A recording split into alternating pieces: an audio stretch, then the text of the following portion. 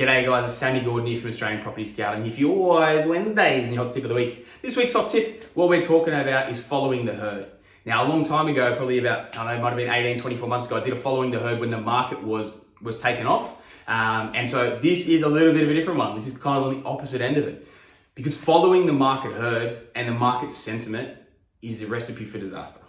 So it's either going to tap you out of, it's going to stop you from buying and make you paralyzed in fear, or it's going to make you buy in the wrong markets, that are peaking out and just following that herd buying into those areas. What I would always strongly suggest and urge guys is do your own research, really look into it hard, or employ someone that can obviously do it for you, but buy against the grain of what everyone else is doing, even in terms of the mentality of everyone's pushing out these messages of these different things that are happening. There's always two sides to a story. There's always multiple areas in investing, Australian investing. Obviously, there's multiple areas to be able to go out there and invest in. So there's a lot of people saying, the whole market's going backwards and all the rest of it.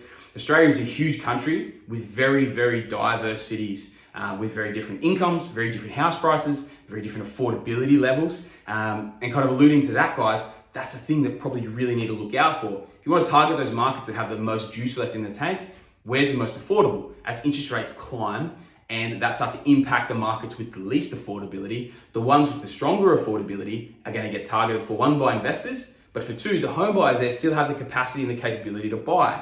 So as their market starts to take off, and as the investors are still getting in there, having a crack, piling in there as well, the newbie investors, especially that are going to get in late, but also your home buyers, they're going to get bitten by the FOMO, especially your first home buyers or potentially even your upgraders that are going from your smaller stuff to your kind of middle, your blue collar sort of stuff as well.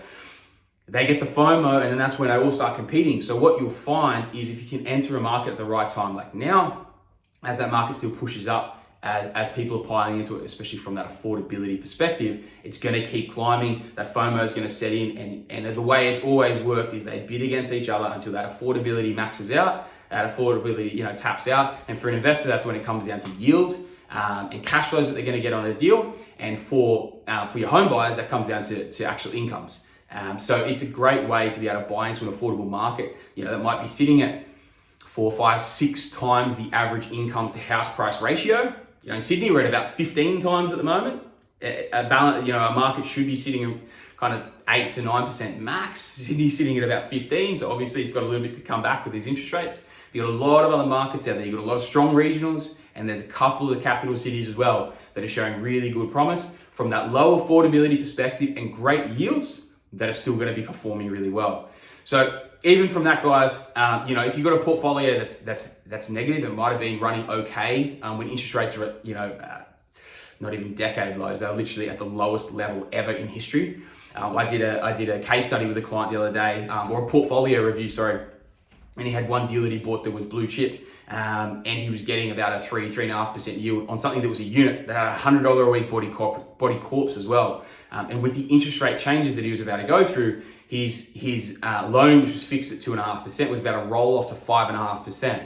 Now, P&I on a $650,000 investment on P&I, he was going to run at $33,000 a year negative. And at interest only, he was 22 or 23 grand or something like that a year negative. So what we did was we came up a plan of like, okay, well, what are the deals that we can put in there? He still wanted to hold the asset, got a bit of equity released from it.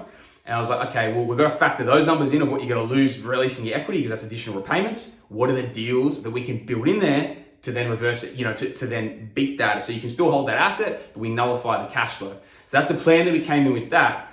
So just because the market is going through a tricky time at the moment, there is still opportunity, even if there's properties you want to hold, but you're not sure how you're going to hold them because potentially you're bleeding, and those are potentially going to be increasing as well. It's how do you hold them, and a lot of the time it needs to come into something like a cash flow play, which you can still get out there, still get them in capital growth areas and good strong areas as well, to nullify and to balance out that cash flow, so you can the negative cash flow of that blue chip asset, so that you can keep building from there. So anyway, guys, I know I went on a bit of a tangent there. I hope you don't mind. Another Wise Wednesday tangent run from Sammy Gordon. Any questions, feel free to write in. Either drop a comment below or send us a direct message. And yeah, guys, don't follow the herd. Back yourself. Go follow yourself. There's definitely still places out there worth buying and investing in. And we've got some more exciting news and some more good solid updates on Wise Wednesdays coming in the next few weeks as well. All right, guys, chat soon.